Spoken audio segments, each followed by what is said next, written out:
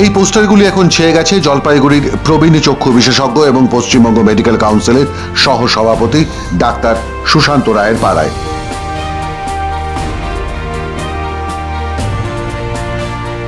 সুশান্ত রায় ও তার ডাক্তার ছেলে সৌত্রিকের হদিশ জানতে পোস্টারগুলি তাদের বাড়ির সীমানা, প্রাচীর, জলপাইগুড়ির বিভিন্ন চত্বরে সাঁটানো হয়েছে, লাগানো হয়েছে সরকারি মেডিকেল কলেজ ও হাসপাতালের দেওয়ালেও।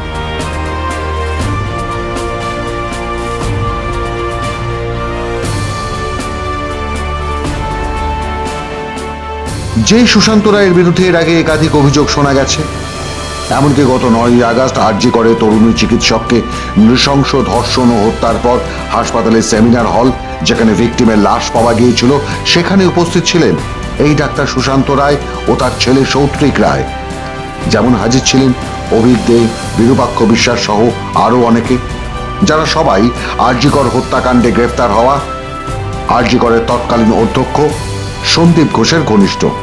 এবং এই চক্ষু চিকিৎসক সুশান্ত রায় বাংলার স্বাস্থ্য দুর্নীতিতে, যা উত্তরবঙ্গ লবি বলে এখন ইতিমধ্যে পরিচিত, সেই উত্তরবঙ্গ লবির মূল মাথা, যার গডফাদার হলেন আবার রাজ্যের মুখ্যমন্ত্রী ব্যক্তিগত চিকিৎসক শ্যামাপদ দাস।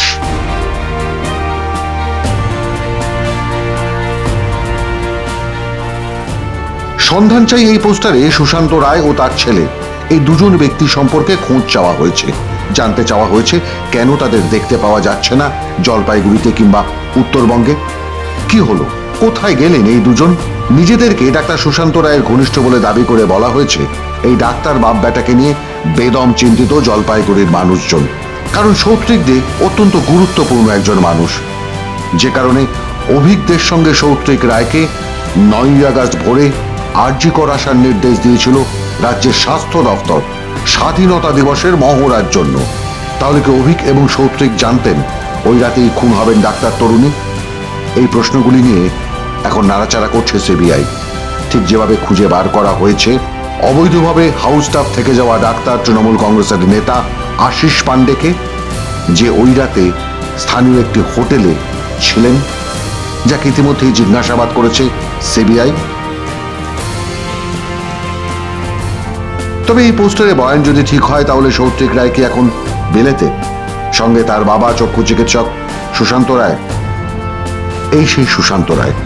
এই যে বাড়িটা দেখছেন, যার গায়ে পোস্টার, এই সরকারি জমি বাম আমলে চোখের হাসপাতাল বানাবেন বলে বাম সরকারের কাছ থেকে নিয়েছিলেন ডক্টর সুশান্ত রায়। তারপর 15-16 বছর কেটে গেছে। 35 কাঠার এই বিশাল সরকারি জমিতে চোখের হাসপাতাল আর হয়নি, বরং নিজের বাড়ি বানিয়ে ভোগ দখল করছেন। আর বাড়ির সামনে টানিয়ে রেখেছেন এই গ্লোসাইন, যা দেখে বিভ্রান্ত তার পাড়া প্রতিবেশীরা।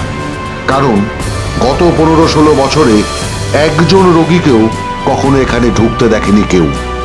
সেই সুশান্ত রায় এবং তার সুপুত্র সৌত্রিক রায়ের সন্ধান চাইছে এই পোস্টার। মাধ্যম, ব্যুরো রিপোর্ট।